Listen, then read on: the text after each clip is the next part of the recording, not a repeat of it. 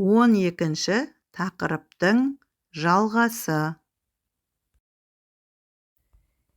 Келесі мәтін бойынша берілген тапсырмаларға назар аударыңыз. Екінші тапсырма.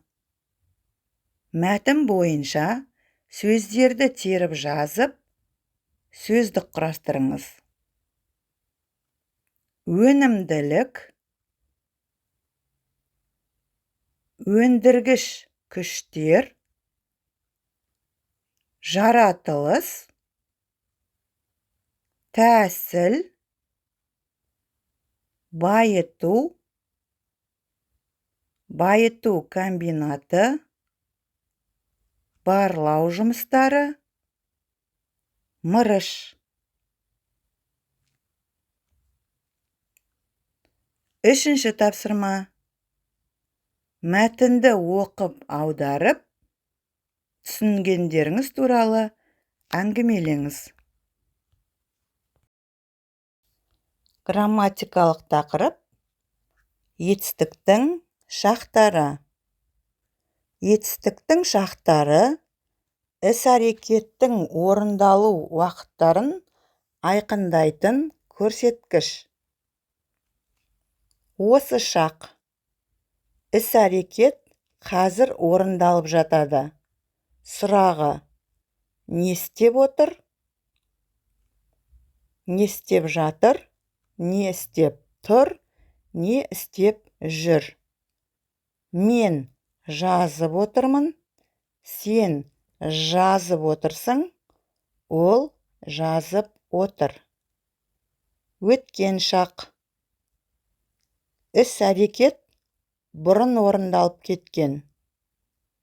Сұрағы: не істедім? Не істедің? Не істеді? Мен келдім. Ол келіпті. Келер шақ: іс-әрекет алдағы уақытта орындалады. Сұрағы: не істеймін? Не істейсің? Не істейді? Мен айтамын. Олар ертең ұшады. Ауылға барғалы отыр. Келесі тапсырмаға назар аударамыз. Төртінші тапсырма. Мәтіннің бірінші мағыналық бөлігіндегі етістіктерді бір бағанға келер шақ формасында салып, екінші бағанға өткен шақ формасына салып, бөліп жазыңыздар да олармен сөз тіркестерін, сөйлемдер құрастырыңыз. Үлгі: қарастырылу, қарастырылған, бұрынғы өткен шақ, үш кезеңге бөлініп қарастырылған. Болу: болады, ауыр, болды. Бесінші тапсырма. Сөйлемдегі етістіктердің қай шақта тұрғанын айтыңыз. Амантайдың жігітке көмектескісі келді. Ұзақ түн аңдысаң, алмай қоймассың. Кіріңіз, кіріңіз деп, тысқа дауыс берді. Менің аралап қайтқым келеді. Смирнов үйде болса, маған жолықтыруыңызды өтінемін.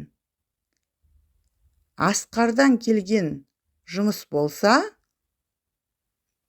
соның соңына итбайдың жарығап түскісі келеді. Тырнадан әкім қойсаң, төбеңнен қиқу кетпес деп, қиқудың зорын бұлар әлі шығарыңқырар.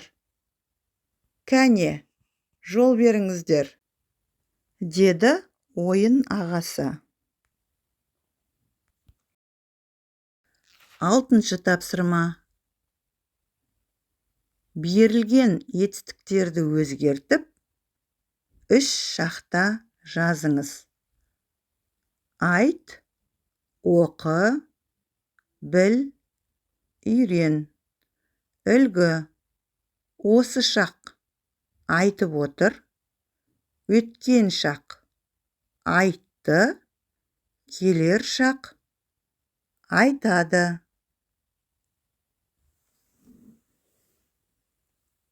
7-ші тапсырма. Шығармашылық тапсырма. Суреттегі іс-әрекеттің бұрын болып кеткенін және алдағы уақытта болатынын білдіретін сөйлемдер құраңыз. Қорытынды.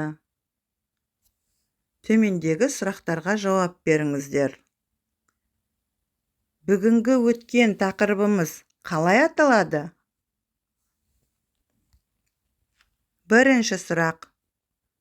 Ұлы Октябрь революциясына дейін Ресей, Қазақстанда ғылым қалай дамыған?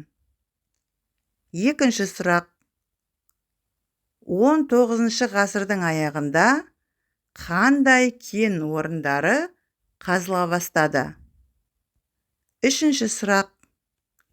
Қара металлургия, тас көмір өндірісі, түсті металлургия кен байлықтары кімдердің қолдарында болды? Төртінші сұрақ. Жергілікті кен байлықтарын кімдер билеп тұрды? Бесінші сұрақ. Марганец кен байлықтары кімдердің қол астында болды? Алтыншы сұрақ. 20 ғасырдың басында көмірді немен қазып алып отырған? Жетінші сұрақ. Көмір, темір, жез қазуда Ресей дүние жүзінде нешінші орында болды? Үйге тапсырма. Бірінші тапсырма. Жаңа сөздерді қатыстырып, сөз тіркестерін құраңыз. Және 2-3 сөйлем жазыңыздар. Екінші тапсырма. Ресей мемлекетіндегі тау кен ісінің даму тарихын хронологиялық түрде жазыңыз. Үшінші тапсырма. Табиғат туралы мақал-мәтелдерді жазып, аударып, жаттап алыңыз. Төртінші тапсырма. Мәтінді оқып, мазмұнын айтыңыздар.